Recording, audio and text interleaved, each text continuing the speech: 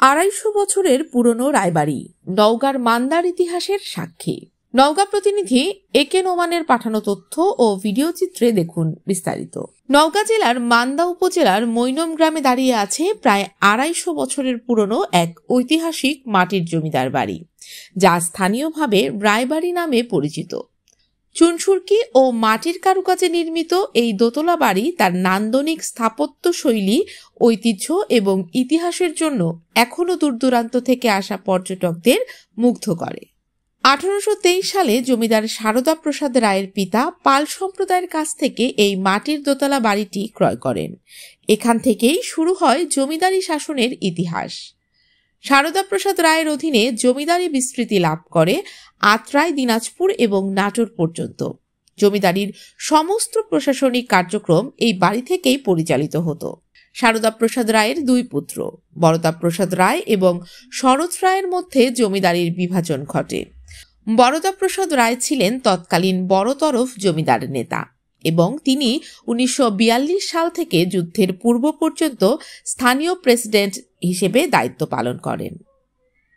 রায়বাড়ি শুধু জমিদারি প্রশাসনের জন্যই নয়, বরং শিক্ষা ও সংস্কৃতির বিকাশের জন্যও বিখ্যাত ছিল। বলিহারের রাজা বিমলেন্দু রায় বাহাদুরের মাতুলালয় হওয়ায় এটি একসময় শিক্ষিত ও সাংস্কৃতিক ব্যক্তিত্বদের মিলন কেন্দ্র হয়ে ওঠে।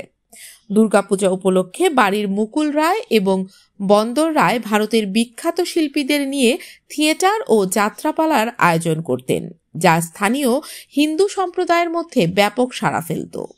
রায় পরিবারের ইতিহাসে 1964 সালের দাঙ্গা এক বেদনাদায়ক অধ্যায়। সাম্প্রদায়িক উত্তেজনার ফলে জমিদার পরিবারের 13 জন সদস্য নির্মম হত্যাকাণ্ডের শিকার হন। বরদা প্রসাদ রায়ের স্ত্রীকেও নির্মমভাবে হত্যা করা হয়। তবে জমিদার বরদা প্রসাদ রায় কোনো মতে প্রাণে রক্ষা পান এবং পরবর্তীতে চেয়ারম্যান হিসেবে দায়িত্ব পালন করেন।